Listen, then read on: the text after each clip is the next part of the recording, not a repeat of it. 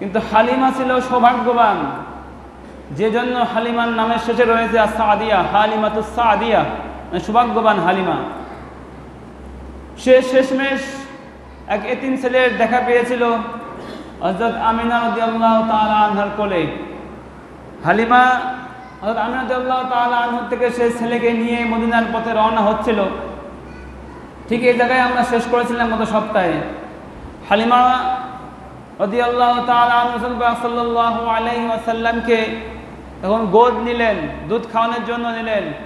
মক্কার দিকে যখন তার উট রওনা দেবে, তখন হালিমার যে হাজব্যান্ড ছিল, স্বামী ছিল, সে প্রথমে বসলো উটের উপরে, তার পিছনে বসালো হালিমাকে এবং রাসূলুল্লাহ সাল্লাল্লাহু আলাইহি ওয়াসাল্লামকে। কিন্তু উট কখনোই সামনের দিকে যাইতে চায় না। তখন সে বুঝতে পারল না, যার কারণে সে আবার হালিমাকে সামনে দিল আর তিনি পিছনে গেল, তারপরেও উট যাইতে চায় না।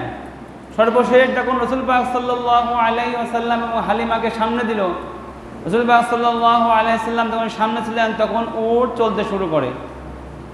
আল্লাহ রাব্বুল আলামিন এটা দিয়ে এটা বোঝাইতে চেয়েছেন যে আমি তাকে পাঠাচ্ছি হালিমার কোলে, আমিনার কোল থেকে, ইনি কোনো পিছনে থাকা ব্যক্তি নন। সর্বদা সে হলো ইমাম, সে হলো মানুষের সামনে থেকে মানুষকে দিক নির্দেশনা করবে। রাসূলুল্লাহ সাল্লাল্লাহু আলাইহি সাল্লামকে যখন সামনে বসানো হয়, তখন রাসূলুল্লাহ সাল্লাল্লাহু আলাইহি সাল্লামের বরকতে সেই উটের মধ্যে, দুর্বল উটের মধ্যে জান চলে আসে। যেই উট মদিনাতে প্রবেশের সময় দুর্বলতার কারণে শুধুমাত্র পিছনেই পড়তো, সফর সঙ্গীর থেকে পিছনে পড়তো, সফর সঙ্গীরা আগে যেয়ে তার জন্য আবার আধা ঘন্টা বসে থাকতো। হালিমার উট দুর্বল, আসতে দেরি হবে, তখন হালিমার উট আবার আসতো, তারপরে আবার যেত। কিন্তু যাওয়ার সময় হালিমার উটের মধ্যে আল্লাহ রাব্বুল আলামিন এত সুস্থতা দান করলেন, এত তেজ দান করলেন। হালিমার উট মদিনার দিকে রওনা দিচ্ছে, সকল উটকে পিছনে ফেলে হালিমার উট সামনে চলে যাচ্ছে। সকল উটকে যখন পিছনে ফেলে চলে যাচ্ছে, তখন অন্য অন্য তার সফর সঙ্গীরা জিজ্ঞেস করে, হালিমা কি হলো, তুমি কি তোমার উট পরিবর্তন করলে নাকি? সোয়ারি কি পরিবর্তন করেছো? উট হলো সোয়ারি, তোমার কি উট পরিবর্তন করে নতুন কোনো উট নিয়েছো? হালিমা বলে, না, আমি আমার সোয়ারি পরিবর্তন করি নাই। সোয়ারির উপরে যে সোয়ার হয়েছে, উটের উপরে যে ভ্রমণ করার জন্য বসেছে, সে শুধুমাত্র পরিবর্তন হয়ে গিয়েছে। তো রাসূলের বরকতের কারণে উটের মধ্যেও জান চলে এসেছিল।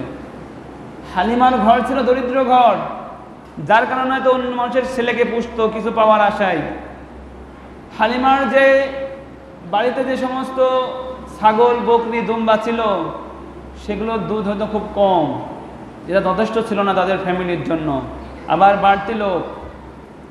হালিমা যখন রাসূলুল্লাহ সাল্লাল্লাহু আলাইহি ওয়াসাল্লামকে নিয়ে হালিমা এবং তার স্বামী বাড়িতে আসেন, বাড়িতে এসে তার স্বামী লক্ষ্য করেন যে জীর্ণ শীর্ণ ছাগলগুলো তারা রেখে গিয়েছিল, যে জীর্ণ শীর্ণ দুম্বাগুলো তারা রেখে গিয়েছিল, প্রত্যেকে এর স্তনের মধ্যে দেখে দুধে টন টন টন টন করতেছে। হালিমার স্বামী শুরু করলো দুধ দোয়ানো। সে দুধ দোয়ানো শুরু করছে, কিন্তু দুধ আর শেষ হয় না। তার ঘরের মধ্যে যতগুলো পাত্র ছিল, সকল পাত্র টইটুম্বর করে ভরে নিল, কিন্তু ছাগলের দুধ আল্লাহ রাব্বুল আলামিনের পক্ষ থেকে আর কি হয় না, শেষ হয় না। রাসূলুল্লাহ সাল্লাল্লাহু আলাইহি ওয়াসাল্লামকে পাওয়ার কারণে হালিমার ঘরের মধ্যে একটা বরকতের একটা সূচনা শুরু হয়ে গেল। রাসূলুল্লাহ সাল্লাল্লাহু আলাইহি ওয়াসাল্লাম যখন হালিমার দুধ পান করতেন, তার সাথে তার আরেকজন দুধ ভাই ছিল, হালিমার নিজের সন্তান ছিল। রাসূলুল্লাহ সাল্লাল্লাহু আলাইহি ওয়াসাল্লাম কখনো দ্বিতীয় স্থানে মুখ লাগাইতেন না। তার জন্য যে স্থান নির্ধারণ করেছিলেন হযরত হালিমা রাদিয়াল্লাহু তাআলা আনহা, রাসূলুল্লাহ সাল্লাল্লাহু আলাইহি ওয়াসাল্লাম সর্বদা সেই স্থান থেকে দুধ খাইতেন, মুখের দুধ। অন্য স্থানে কখনো কি করতেন না, মুখ দিতেন না।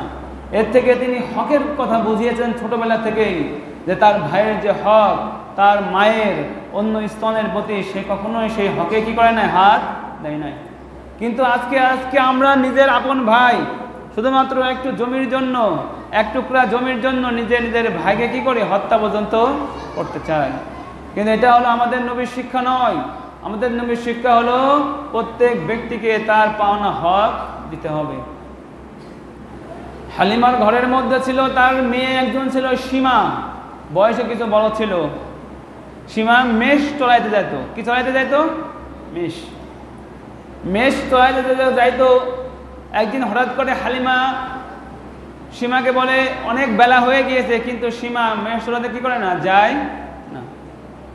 তখন হালিমা বলে, সীমা তুমি মেষ চড়াতে কেন যাও না? তখন সীমা বলে যে আমি মেষ চড়াইতে যাইতে পারি, কিন্তু আমার হেল্প লাগবে। আমার কি লাগবে? সহযোগিতা। হালিমা বলে, আমি বৃদ্ধ মানুষ, বয়সে তিনি বড় হয়ে গিয়েছিলেন, আমি বৃদ্ধ মানুষ, তোমার পিতা বৃদ্ধ মানুষ, আমরা কিভাবে তোমাকে ছাগল চড়ানোর ক্ষেত্রে হেল্প করতে পারি? ছাগল তো তোমাকে একাই চড়াইতে হবে। তখন হালিমা বলে যে মা, এ মুহাম্মদকে আমাকে দিলে তখন আমি মেষ চড়াইতে যাব। হালিমা অবাক ব্যাপার, বলে সীমা তোমার কি মাথায় বুদ্ধি শুদ্ধি কমে গেছে নাকি? একটা দুধ খাওয়া বাচ্চা, সে এখনো দুধ ছাড়ে নাই, সে কিভাবে তোমার সাথে ছাগল চড়াইতে যাইতে পারে, বকরি চড়াইতে যাইতে পারে?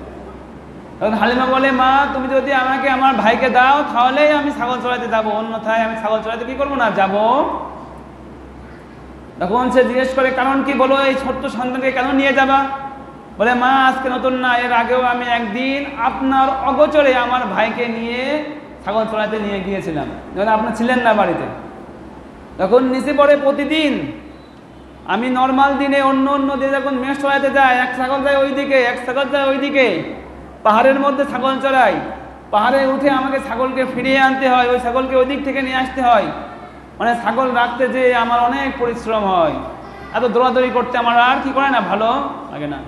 কিন্তু আমার ভাই মুহাম্মদকে যেদিন নিয়ে গিয়েছিলাম, সেই দিন দেখি যেখানে যেখানে আমি মুহাম্মদকে সাথে করে নিয়ে যাচ্ছি, সেখানে সেখানে আকাশে কিছু মেঘ আমার সাথে সাথে সাথে সাথে যাচ্ছে। মানে আমার যে প্রতিদিন রৌদ্র লাগে গায়ে, সেদিন দেখি আমার গায়ে কোনো রোদ লাগে না। যেদিকে যেদিকে আমি মুহাম্মদ সাল্লাল্লাহু আলাইহি সাল্লামকে কোলে করে যাই, সেদিকে সেদিকে আমার উপরে বাদল, আমার উপরে মেঘ আমাদের সাথে সাথে যেতে থাকে। অন্য দিন তো মেষ চড়াইতে গেলে আমাকে অন্য দিক থেকে ছাগল তাড়াইতে হয়, এদিক থেকে ছাগলকে দেখাশোনা করতে হয়, ছাগল যেন ওইদিকে না চলে যায়। কিন্তু আমার ভাই মুহাম্মদকে যখন আমি নিয়ে যাই, ছাগলের যে পাল আছে, মুহাম্মদকে ছেড়ে কোথাও যায় না, সবাই ঘাস খাইতে থাকে আর মুহাম্মদকে দেখতে থাকে। আমিও ছায় বসে মুহাম্মদকে দেখতে থাকি, সবাই মুহাম্মদকে দেখি, আর আমাদের সময় দেখতে দেখতে চলে যায়, আমাদের কোনো শারীরিক পরিশ্রম হয় না। তাই যদি আপনি মুহাম্মদকে দেন তাহলে আমি যাব ছাগল চড়াইতে, অন্যথায় আমি ছাগল চড়াতে যাব না। তাহলে ছাগলের পালও কাকে দেখে? মুহাম্মদ সাল্লাল্লাহু আলাইহি ওয়াসাল্লাম। সীমা তার বোন, সেও কাকে দেখে? মুহাম্মদ সাল্লাল্লাহু আলাইহি ওয়াসাল্লামকে। সীমা তার ভাই মুহাম্মদ সাল্লাল্লাহু আলাইহি ওয়াসাল্লামকে মেষ চড়াইতে নিয়ে যাইতো, আর বিভিন্ন গান গায় না, বাচ্চাদেরকে নিয়ে শোয়ানোর জন্য, ঘুমানোর জন্য বিভিন্ন গান শোনায়, কত রকমের কত গান শোনায় ঘুম পাড়ায়। তো হালিমাও এ ধরনের লড়ি গাইতো, লড়ি বলে, এ ধরনের বিভিন্ন রকমের আরবের এ ধরনের ছোট ছোট যে জারি ছিল সেগুলো গাইতো কি? হালিমা গাইতো, রব্বানা আবকি লানা মুহাম্মাদা, রব্বানা আবকি লানা মুহাম্মাদা। সে বুঝতে পারে যে মুহাম্মদ আসার পরে আমার বাড়িতে আমাদের ছাগলের দুধ বেড়েছে, আমার বাড়িতে বরকত হয়েছে, মুহাম্মদ যেখানে যায় সেখানেই মেঘ থাকে, সকলেই মুহাম্মদকে দেখতে চায়। সে বুঝতে পারে ছেলের মধ্যে কোনো না কোনো বিষয় আছে, যেন আল্লাহর কাছে দোয়া করে, রব্বানা, হে আমাদের রব, আবকি লানা মুহাম্মাদ, আমাদের জন্য মুহাম্মদকে স্থায়ী করে দেন, আমাদের জন্য মুহাম্মদকে বাঁচিয়ে রাখেন, স্থায়ী করে দেন।